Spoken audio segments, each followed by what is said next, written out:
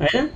पटक पटक भनिरहेका छौँ, गर्यौ पाप रोज्यौ स्वर्ग बुझेनौ कर्मको गति, हर्रोको बोट पटक पटक रोपेका छौ, के खाएर खान पाउँथ्यौ कागती भन्छु मैले।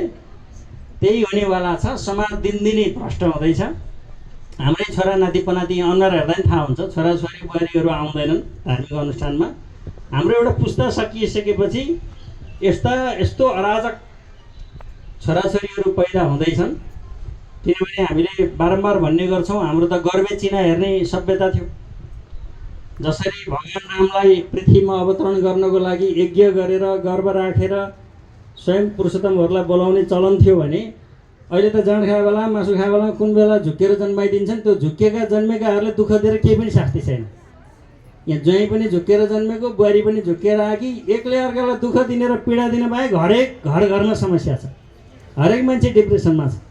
त्यहाँमाथि अहिले टिकटकले दिएको पीडा, चलाउन नपाएर, बनाउन नपाएर, नजानेर, हिजो सिरियलले दिएका पीडा, तीले त हामी आक्रान्तै छौँ।